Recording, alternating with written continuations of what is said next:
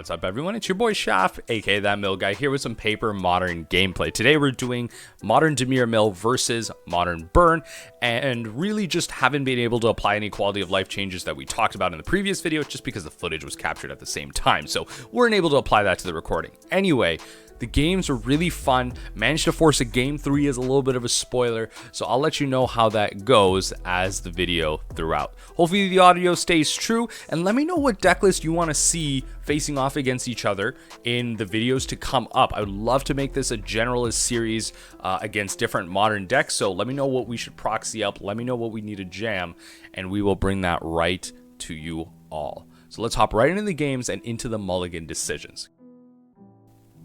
Alright, game 1, I already know I'm going to be a little bit behind here, but I managed to win the die roll on an 8 versus a 5. So I keep a pretty arguably bad hand, a lot of you would say, with 2 Visions of Beyond, a Darkslick Shores, a Misty Rainforest, a Fractured Sanity, a Drown in the Loch, and a Counterspell. So my reasoning for this, especially on the play, just because I can get the Counterspell off really early. If they manage to land a Monastery Swiftspear, I can at least deal with that relatively easily. I have a lot of redraws in the Visions and the Fractured Sanity, so I should be able to feed the Drown not only, but as well replace these cards and find other answers.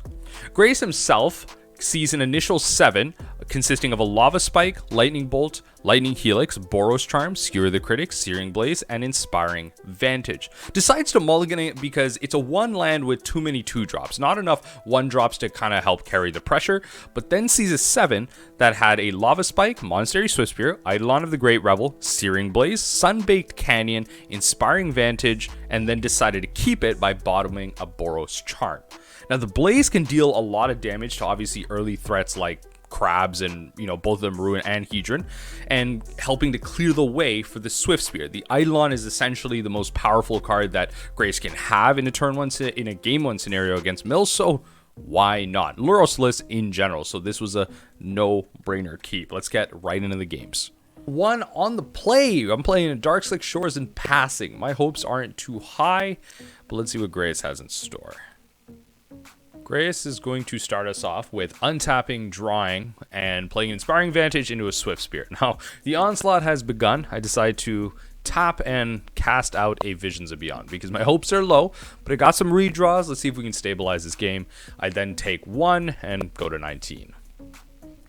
Now on my turn, I'm simply just going to go Misty Pass. It's unfortunately that I can't find any basics, my lands are painful, and Grace goes to untap and starts to think about how he can take advantage of this. Remember, I still have things like the Fractured Sanity and the Counterspells to hold up, and I'm starting to get wary because obviously Grace is making land drops and advancing his board. Starts off with a Lava Spike, which I'm trying to think about how I want to interact with. Do I cast the Drown in the Loch or the Counterspell? Which is more valuable to me? And obviously it's going to be the Counterspell here. It's not a great exchange, but I'm going to fetch, go to 19 to grab an island.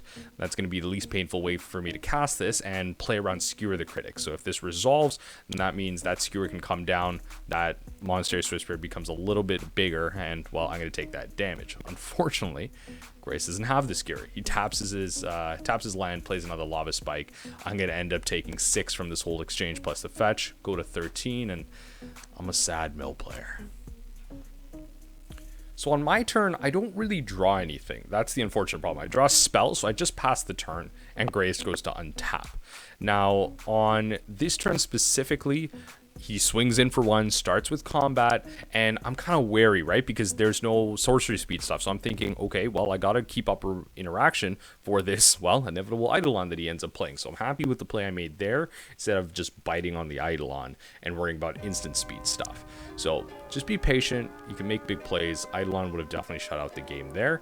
So Grace is just going to play a fetch land and pass the turn.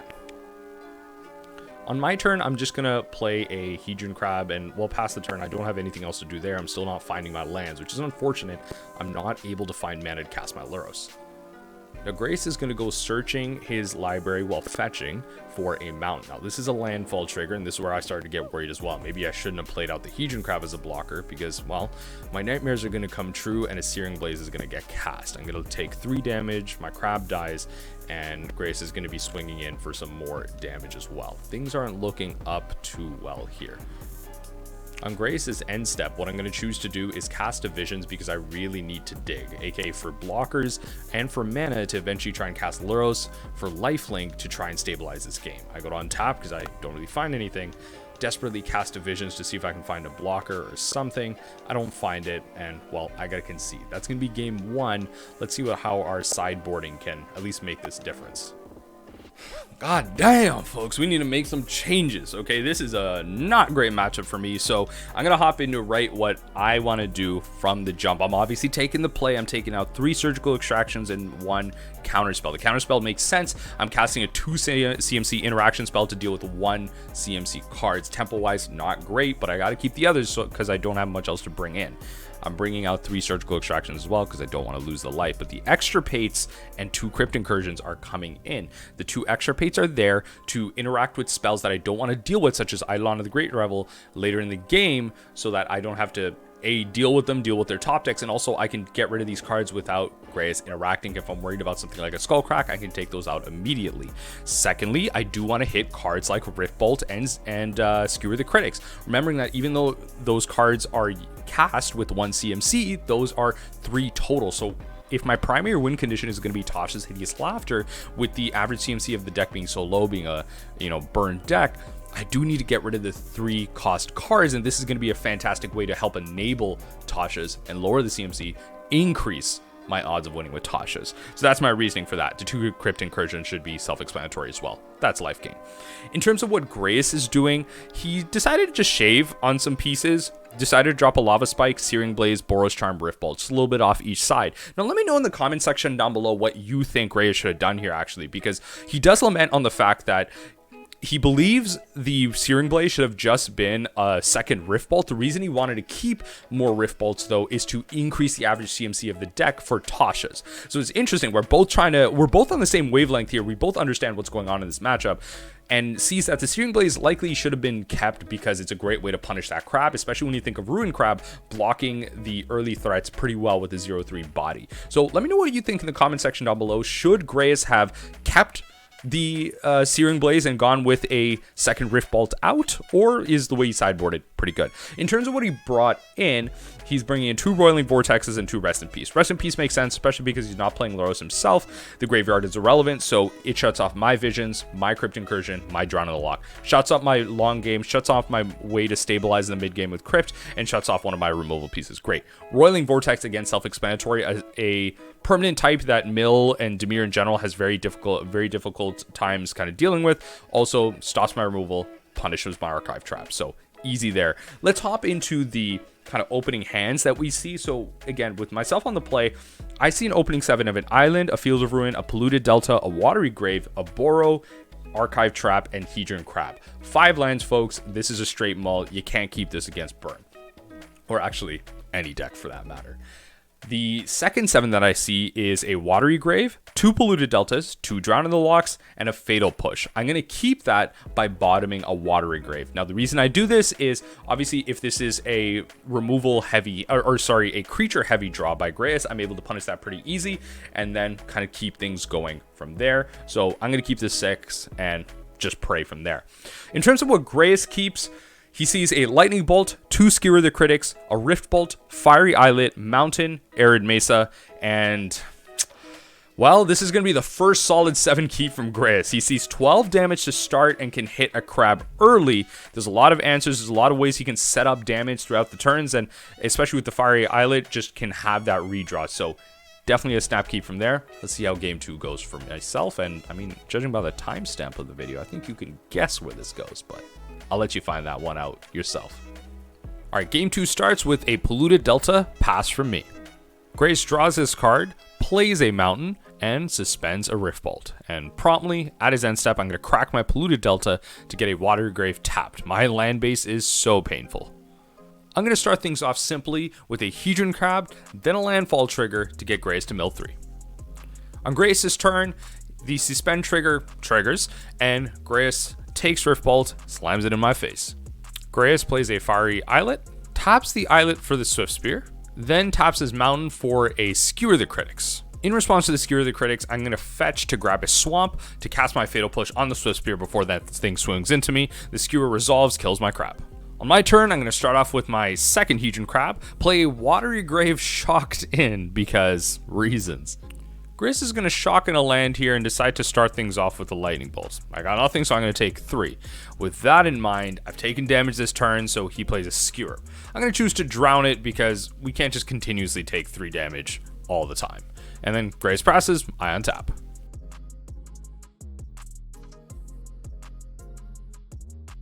Grace plays an Arid Mesa per turn and then plays a Monastery Swift Spear. I'm tapped out, he swings in for 1, I go to block because, you know, I'm taking more, and then of course, Boros charms me, hits me for 4, and the crab dies. That's fine, I don't need to be taking 2 more damage than I need to. On my turn, I'm simply just going to play an island and pass. I'm still not comfortable while putting Lurrus into my hand and just being kind of left out in the dust, so I'm going to wait for 1 more land drop.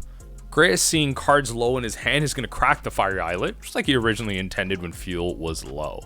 Well, Grace then plays his Lava Spike, and I figure, okay, I can take the 3 here, especially because Grace has no cards in hand, so I can actually just kill the Swift Spear and just hope for top deck spells and not have to deal with the long-term Swift Spear. So on my turn, I don't draw a land, but I think with Grace untapped and no lands here, I can put Lurrus into my hand and start taking over the game. That's exactly what I'm going to do. Grace passes, and I'm feeling pretty good on tapping with the Lurrus. So I'm going to play it, get a crab out. Even if Lurrus dies here, I got a blocker out, and that's what's important. I then play a Darkslick Shores tap to get some milling going, and hey, Lurrus isn't dying in response to this, so I think I'm actually going to be able to untap with the 3/2 lifelinker. Grace plays an Arid Mesa and passes the turn, and I am feeling so good about this you can't even imagine. I'm going to go, while almost not in combat, I'm going to play my crab first out of my graveyard in case there's a combat trick here, and then go straight into combat, 3/2 with lifelink, and I'm feeling out of this world. Okay, so on my second main, I'm just going to play a crab and then play another land and get Grace to mill 9. I'm feeling pretty good. I think that 3 damage and 3 lifelink really pushed this game out of reach, and I'm feeling pretty good. On my end step, Grace is going to choose to fetch for a mountain, deck thinning first, and then hoping to, well, draw a spell. I actually think the order of this was weird. I think he should have milled first because he's reducing the amount of lands that I could have milled, but I mean, that's how it's going to go. So Grace, seeing that he doesn't have exactly lethal to kill me, he's going to choose to kill the Lurrus, which makes sense, and then Lava Spike me to the face. He can still top deck and win this game. I don't have Lurrus. I simply bought myself a turn or 2, so I need to find a way to close this game out. I don't exactly draw a game ender, so I'm just going to pass the turn and hope Grace has nothing. Grace thankfully draws a turn, finds nothing as well. I'm going to top deck the Tasha's for lethal, and we're going into game 3, baby. Let's do it. You got to love the easy ones against Burn. Ayo, folks, we force a game 3. Let's get it. That is a moral victory for me as a mill player. So in terms of sideboards, no changes. Again, I don't have much else to bring in. Ideally here, actually on the draw, if you did have other items to bring in that could provide value, you would actually just take out the counter spells. Again, 2 CMC to counter 1 CMC stuff, not great. No changes there from either side. We're going to go right into the mulligan decisions here with the game 3. I'm on the draw, so we're going to go straight to Grace here. Opening hand, 3 Eidolon of the Great Revels, Skewer the Critics, Lightning Bolt, Goblin Guide, and a Sunbaked Candy. Now, this is a hella greedy keep. That's right, Grace kept this. 1-liner with all these Eidolons. What he's hoping for is no push on the guide, no removal on the guide, and if he can find a land, this hand is... I'm done. I'm done. If 2 Eidolons enter the battlefield, I am done. I am a Lurrus deck. Think about how many low-cost cards I have. So that's why Grace decided to keep it, and let's see where that takes him. In terms of what I'm working with in my hand, I see an opening 7 of a Ruin Crab, a Fatal Push, 2 Darkslick Shores, a Field of Ruin, a Flooded Strand, and a Misty. Again, the case of 2 spells, 5 lands, way too many. I can't keep this. Even with the removal and the Ruin Crab that can block well, I can't. This hand does nothing else. In terms of the next 7 that I see a Hedron Crab, a Fractured Sanity, a 2 Tasha's Hideous Laughter, a Swamp, Watery Grave, Extirpate. Now, I bought him the Extirpate and I keep this hand. Now, this is where things get tricky because I'm looking at this hand seeing that, okay, I have the Fractured Sanity for redraw and I have the Hedron Crab to chump block, if anything. I need these Tashas to work, which is why I felt really bad about bottoming the Extirpate, considering that's why I decided to keep it in the first place. And my blue source is going to hurt me. So this was a tough keep, but I didn't want to go any lower because, again, the Tashas are present. So let's see where that takes both of us. Game 3 starts off with a pretty good bang. Grace goes Sunbay Canyon in a Goblin Guide. He goes in for the swing here. I'm going to reveal a Fractured Sanity off the top of my library, and I'm going to be pretty sad. I need to find a third land. Remember, I kept a 2-lander. On my turn, I'm going to shock in a Watery Grave into a Crab. I need to get a blocker out because although I'm taking 2 here, that thing needs to get chumped as much as possible. Grace goes, well, Lightning Bolt into combat for the Goblin Guide. Now, he's not going to go with a land drop, which makes me feel a little bit better about this. But I'm still going to block with my Crab, reveal Tasha's, and elude the third land one more time. Sadly, I'm going to go, well, Swamp Pass. I don't have any interaction for this Goblin Guide, but Grace doesn't know that. Unbeknownst to me, it's good for me that, well, Grace doesn't find another land. I happen to find a Watery Grave off the trigger, so I'm feeling pretty good about that. I'm going to take another 2, but things are looking pretty dire. As on second main, I took some damage, so Grace is going to go Skewer to my face. I'm getting pretty damn low at this point, and that Watery Grave that I just drew is going to shock in. On end step, I'm going to try and find some type of removal, so I'm going to cycle the Fractured Sanity. After a little bit of deliberation, what I decide to do is, well, I'm going to play the Watery Grave in tapped, and I'm going to extirpate the Skewer the Critics. And now, what I'm seeing in Grace's hand is absolute death. I finally see why Grace needs that second land so bad, and I'm really clearing the way for a Tasha's Hideous Laughter to be as impactful as possible. I want 2 to be lethal. And as Grace looks at his library, I am just realizing that I'm increasing the odds of him drawing a land. And I just let out a deep sigh, because RNGesus is really going to have to take me home on this one. I decide to, well, play the Watery Grave Shocked at the end of it. Grace on his turn is going to play an Inspiring Vantage into an Eidolon, and well, I managed to draw a counterspell off that first draw, so I can stop the first one, but I know the others are coming. I'm going to end up taking the 2, and well, just kind of wishing I had more options. On my turn, I'm going to untap, not find another land, and really just start going for it. I got a plan, and I got to make it work, so I cast the first Tasha's. I end up milling over 23 cards with this Tasha's, and honestly, I have a pretty good feeling the second one's going to be lethal, so I really just got to live until then and just make it work. Grace untaps, and I'm holding my breath. Grace swings in, I reveal a Polluted Delta, and draw it. At that, Grace just kind of goes for it. Oboro shines me in the face, and, well, I got nothing. That was pretty damn good. I lament on the fact that, well, if I can untap and at least kill you with the Tasha's, I would have had it, but, I mean, that's just that classic loser MTG talk. Good games, Grace, and look forward to some more. Yo, real talk, I would love to turn this series into just something regular or semi-regular for the channel. I think it's a cool direction to take the channel, along with kind of all the mill stuff that I already do. So let me know if that's something you want to see. Do you want to see more mill versus X gameplay in Modern? Do you want to see more Esper Mill gameplay? I do have those cards in paper. Or do you want to see more Modern content? Do you want to see other Modern decks facing off against each other? Maybe like Tron versus Murktide or Burn versus Hammer, some of these more interesting matchups. So let me know in the comment section down below. I'd love to get these proxied up. And, you know, kind of big thanks to Grace for these games and the video before this. And on that note, if you are someone with a good webcam setup and a great audio setup, you know, content creator at all, and you want to play games of Webcam-Paper Magic with me, hey, hit me up on Discord. I'm there. I'm all here for it. I'd love to kind of create that content, and maybe we can kind of make it work both ways. You just play some games, and maybe I can do something for you. You help me with the content, and I don't know, we'll see.